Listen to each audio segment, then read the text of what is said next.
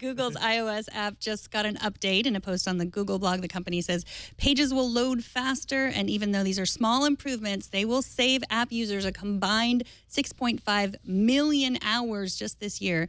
Google's Accelerated Mobile Pages, also called AMP, will also come to Google's iOS app, letting some news articles load instantly. So another iOS app news, Jason Snell has an interesting piece in Macworld that I thought was worth discussing. It's about how Google uses the material design approach when creating apps for iOS.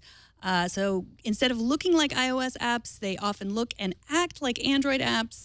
And Snell compares this to the Microsoft of the 90s when Office programs like Microsoft Word and Excel on the Mac were based on the Windows code base and were kind of janky sometimes. So what do you guys think about this? Do you think that it's okay for them to use material design in iOS apps? What do you think, Adam? I think it's their prerogative. I kind of get both sides of the coin, and I definitely get what Jason is saying. I mean, he pointed out the fact that, Apple Music came out on Android, and if you look at that, Apple was using a lot of the Android controls. They take that tact of let's stick with, what the operating system is and what's going to be familiar to a user of that platform. Now, to be honest, I think iTunes on the PC stinks. So it was never a good experience. So I was happy to see Apple do that.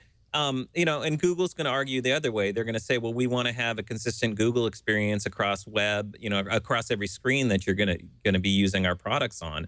So I can see both sides of the coin, especially in a world where, we are using a bunch of different screens, from a tablet to a desktop to, a smartphone. So I get both sides. I get Jason's point. What's right? I don't know. I think I prefer, I'm more in Jason's camp personally. I'd prefer it looked more and acted more like an iOS app, but I'm admittedly biased.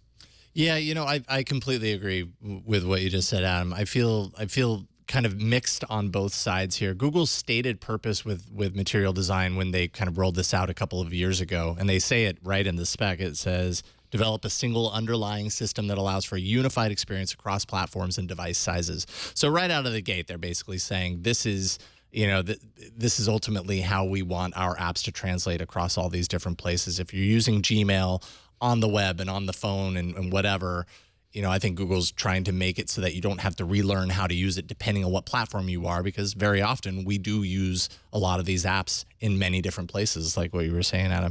But at the same time, like I remember early days of Android when iOS apps were being ported over to Android, and they were totally done in that like iOS, and I don't even think it was called iOS at the time, but the iPhone kind of style experience, and it stood out like a sore thumb. And I remember being just kind of upset, like, we've got our own thing going over here that that really works for this platform, and that design language just doesn't work here. So I completely get it. Like, it kind of feels a little intrusive and presumptuous to say our design that we developed for our platform is going to work on your platform. Like, I don't know. It makes sense to me on the web. Like, material design on the web, I think actually really works for the web. But when you're going into a different OS platform, maybe that's the differentiator, and that all OS platforms really operate very differently from each other, and they have their own language that hopefully, is kind of followed, I suppose.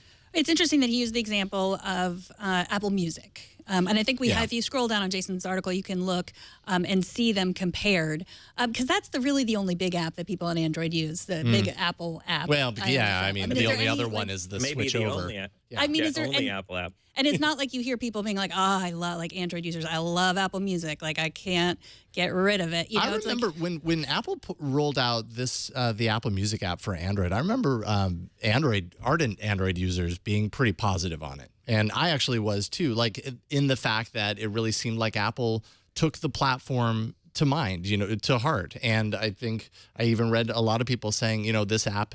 The app on Android is actually better than the app on iOS. So Apple actually out Androided Google, in that sense. So Apple, I think Apple did a great job of kind of respecting the language of the platform, but still offering the thing that they're known for, and maybe that's what Google needs to do. They certainly have the resources. It's not like Google doesn't have a number of people, on their team that could be devoted to kind of tailoring the design language a little bit more. Yeah, but I mean, I think it's really a different thing. I mean, I can name a half a dozen Google apps that I love on my iPhone that I wouldn't give up for that are better than the iOS version. I use Inbox. I love it. Sure.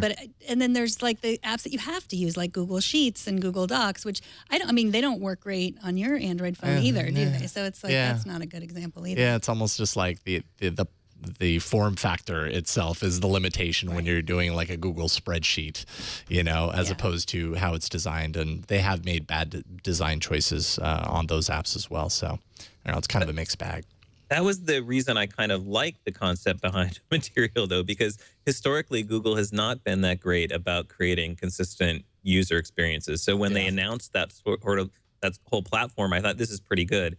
But I think what happens is it really benefits the people who are really all in on Google platform, whether it's a Chromebook or, using the web apps or those sorts of things. I think, what Jason is more talking about is, I think, a little more the casual user who's an iOS user but wants to download the Google app or wants to download, Google Maps. They're going to struggle a little bit more with the UI, at least initially, because they don't have those familiar controls. But I think once you get past that, and you learn the Google language, then I think you're fine. Yeah, agreed.